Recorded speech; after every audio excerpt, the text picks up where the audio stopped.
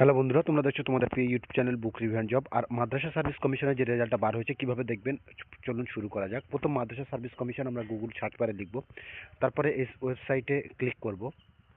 Click করার পরে দেখো ফাইনাল অ্যান্সার কি বলে আসছে।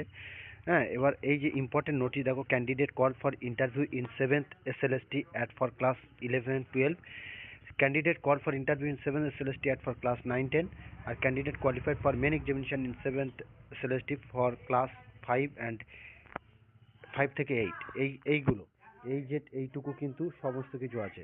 ঠিক আছে, তো আমরা এবার প্রথম যে কোনো একটা দেখে নেবো। দেখো যার যেটা আছে, ইন্টারভিউ 9-10 বা 11-12 সেটা সিলেক্ট করব। করার পরে দেখো এখানে পরপর কিন্তু সমস্ত কিছু ডিটেলস কিন্তু এখানে দেখাচ্ছে। তো এভাবে আমরা সমস্ত কিছু দেখে নেব। ঠিক আছে, এবার যার রোল নাম্বার, অ্যাপ্লিকেশন আইডি দেখে নেব যে কোথায় কিভাবে কি হচ্ছে।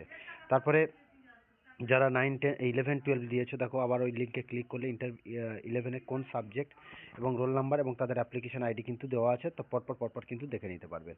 ধন্যবাদ বন্ধুরা, এবং লেটেস্ট আপডেটের জন্য আমাদের চ্যানেলটাকে সাবস্ক্রাইব করে পাশে থাকবেন।